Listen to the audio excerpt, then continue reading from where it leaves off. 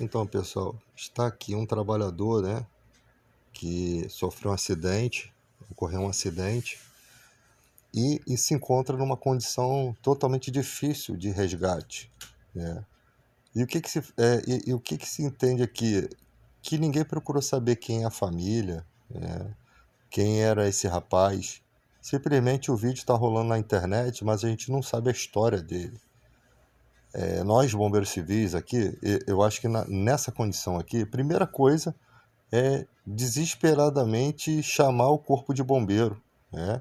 E acompanhar esse trâmite. E a segunda coisa a ser feita é ir até a localização, a altura onde essa moça aqui está e tentar estimular ele. Cara, pensa nos teus filhos, segura que o bombeiro já está vindo. Você tentar motivar ele a continuar lutando pela sua própria vida, mesmo numa condição extrema, né? Onde o cinto aqui está pressionando a circulação. Infelizmente, é uma situação muito grave e o resgate tem que ser muito rápido, né? Não existe um atendimento, um pronto atendimento. Bombeiros militares, com suporte mais básico, cordas, algum equipamento de altura, poderiam vir de moto para chegar mais rápido nesse lugar. Por quê?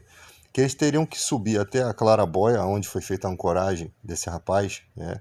Parece que ele comete alguns erros ali e acaba caindo, e essa queda dele deve ter sido muito dolorosa, porque ele está na ponta da corda. Esse edifício tem 43 metros de altura. O Cristo Redentor tem 38 metros. É uma altura ali de mais ou menos 14 andares. E eu acho que ele está entre o quinto andar ali do chão, né?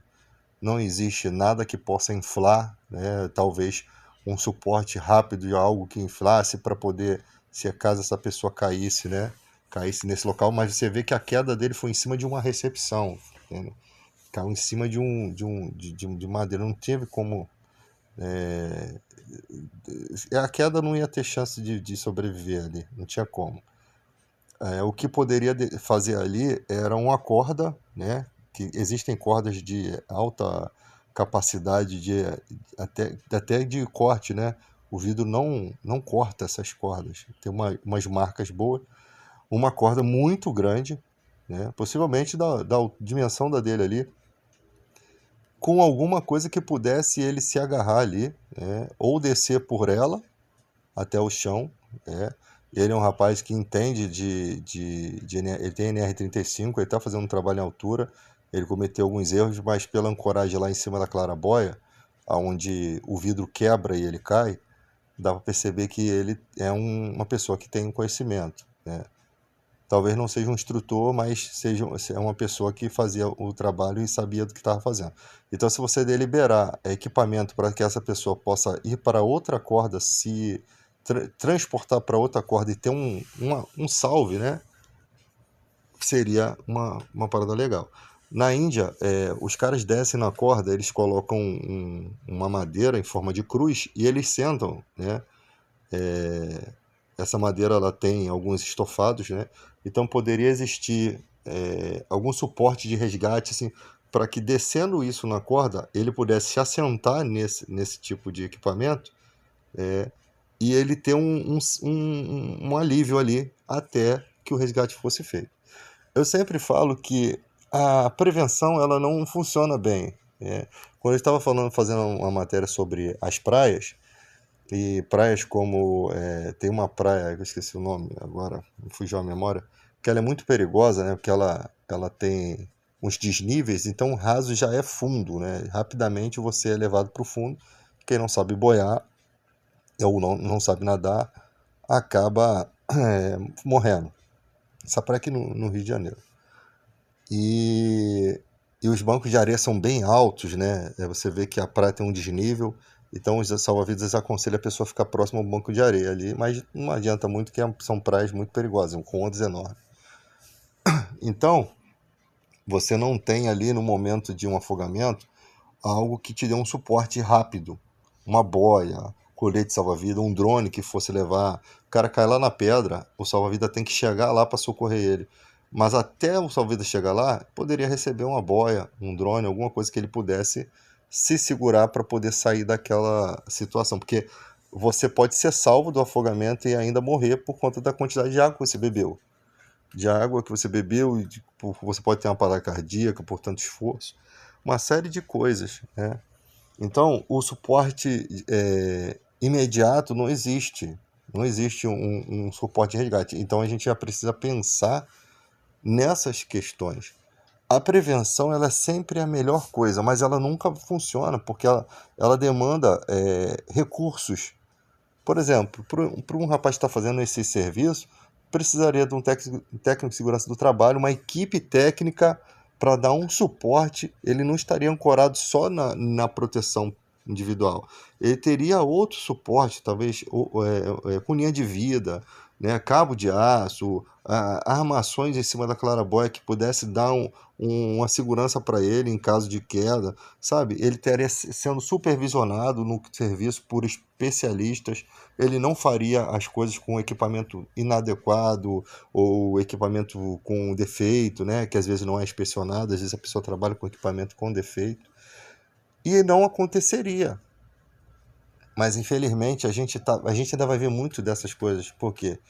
Porque quando delibera-se recursos, quando se fala de dinheiro, as empresas elas preferem pagar para ver. Só que as multas nesses casos precisa ser muito muito grande. A responsabilização do responsável do trabalho, da unidade, do setor, tem que ser muito grande, né? Então, isso vai demorar muito tempo para a gente ter esse tipo de situação. Então aqui, cara, a situação dele está gravíssima, mas alguma esperança dada a esse homem poderia fazer com que ele tivesse, né, resistido mais tempo, embora o resgate seja muito difícil. Então, um suporte rápido, existem pessoas que são resgatistas, existem empresas que trabalham com esse tipo de serviço que poderiam ser chamadas para poder dar esse suporte de resgate aqui, né? Uma oportunidade de vida. Descia lá as cordas. Então, só que isso tem que ser planejado antes. Aconteceu uma emergência, tem que ser planejado antes. Não tem que já ter o telefone imediato, você já tem que ter contato com esse tipo de gente para quando você precisar, não ficar aí só dependendo do corpo de bombeiro. O corpo de bombeiro pode estar em outra atuação, sabe? Até o corpo de bombeiro se preparar, né, demora. E outra coisa, tem que ser mais imediato, porque se eu mando um vídeo dessa situação e se eu estou conversando em vídeo com o departamento lá, com o corpo de bombeiro, a pessoa lá já vai saber do que se trata, ela já não vai chegar já sabendo do que se trata, então já tem que ter um destacamento de resgate já pronto, a equipe de resgate, uma emergência grave, vocês vão precisar disso, disso e disso, pega uma unidade móvel menor e já vai na frente para dar o suporte. Não, tem que armar toda a viatura, tem que armar todo mundo, equipar. Cara, chegou aqui não tem mais jeito. Então, tipo assim, ou a gente cria recursos tecnológicos para fazer esse resgate, né? Nós temos aí algumas coisas já criadas, né? Esse material aqui, que eu acho que é chinês ou japonês, a pessoa está numa turbina eólica ou num edifício, ela entra aqui dentro e ela cruza os braços, né? Eu vi um vídeo que o cara fazia com com as mãos abertas, os braços abertos. E esse material se molda ao corpo e vai descendo a pessoa suavemente, né? A pessoa não desce em alta velocidade e ela consegue ser resgatada, né? Ela consegue chegar lá embaixo. Aqui está o suporte técnico que o cara fez para pintar uma parede. Pode parecer uma coisa muito arcaica, né? Parece que a corda tá meio poída, mas os caras entendem. Botaram um pano aqui, ó, para a corda não ficar roçando. E totalmente improvisado. Você acha que um cara desse aqui, ele ali, se ele tem esse suporte lá naquela coragem, ele sobrevive. Por quê? Porque ele tá tendo um leve aqui, ó. Ele tá assentado num material que ele poderia esperar o resgate aqui durante 2, 3 dias. Ele poderia ficar preso ali até chegar o resgate. Então a ideia seria dar um suporte imediato. Ó. Já pensou desse uma corda dessa aqui para aquele cara lá? Será que ele não conseguiria sobreviver? Tudo que é tecnologia, a gente precisa pensar para que a gente possa desenvolver materiais. Tem material químico. O material químico é uma espuma expansiva que, em contato com o ar, ela praticamente toma um espaço enorme. Poderia ser usado. Se a pessoa sofre uma queda em cima de uma espuma expansiva, macia, ela sobrevive. Tem redes de circo, né, que poderiam ser feito ancoragens provisórias nas colunas do prédio, sabe? Cria-se ali com um mosquetão, ali com todo o equipamento de altura, você cria pontos de ancoragem com corda. Você consegue fazer ponto de ancoragem, mesmo que não exista, né? O certo é as edificações terem pontos estratégicos de ancoragem para que possa ser usado pelo corpo de bombeiro, né? Seria bom ter. É só um ferro que fica parafusado bem na parede, né? E ali ele serve como ponto de ancoragem que dá para fazer alguma coisa, né? Então, já pensou um equipamento desse aqui sendo elevado por algum outro equipamento, até um drone de alta potência, levasse um saco desse aqui e a pessoa descesse por ele? Tudo pode ser pensado, né? E planejado, um tubo, alguma coisa que a pessoa descia aqui, ó, era salvo. Dentro desse tecido aqui, a pessoa largaria lá da ancoragem, ela desceria de boa e seria salva. Ela não vai ficar sem ar aqui dentro, né?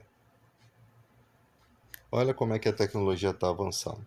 A China desenvolveu aí uma roupa de bombeiro que suporta 1.200 graus, né?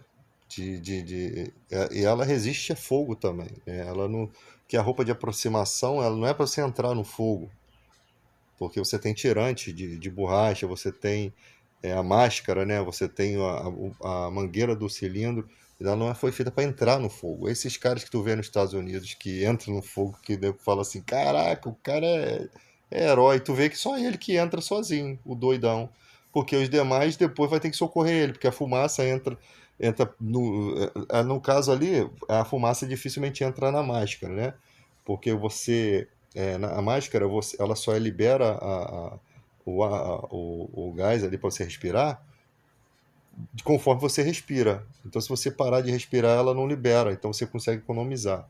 E a fumaça não entra, porque se você puxar a máscara para o lado assim, o ar vai sair, né? O ar do cilindro vai sair. Então, tem essa coisa. Mas só que aí o tirante está pegando fogo aqui e o cara está sentindo aquele material queimar o rosto dele. E o desespero, né? Toma conta. Aí o cilindro arrebenta, o cara fica com a máscara sem o oxigênio, sem receber ali eu não lembro qual é o gás que se respira ali, né? Mas a pessoa fica sem ali o suporte de ventilação. Aí tá com a máscara ali pegando fogo e é um desespero total.